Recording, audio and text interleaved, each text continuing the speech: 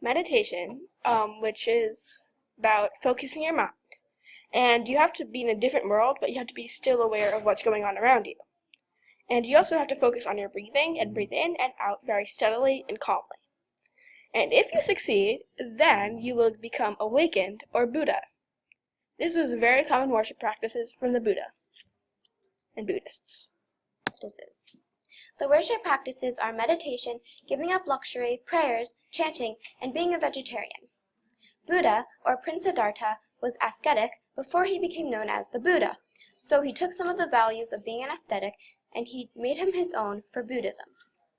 The ascetics stayed up all night with no sleep, they sat in the hot sun with no shelter, they fasted for many times at a day, and held their breath for several minutes.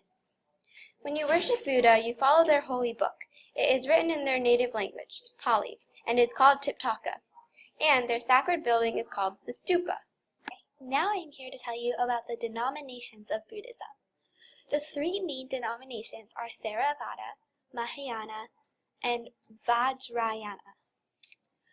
Theravada is the type of Buddhism, the form of Buddhism that the Buddha taught. So it is the oldest.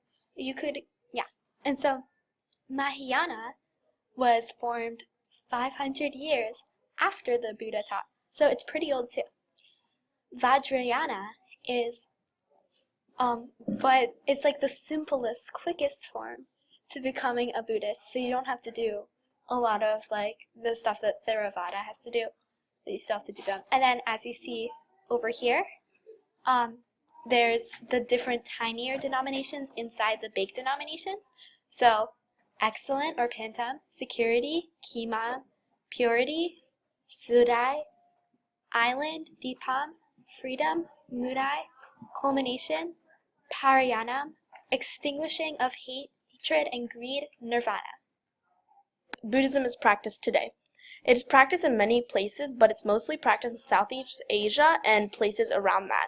But it's also practiced in the United States, as you can see in the map, because it's pink, because the darker it is, the more it's practiced there. Many Buddhist holidays. They have New Year's, and they have the birth and death of the Buddha. The New Year's is especially long. It goes on for 4 months.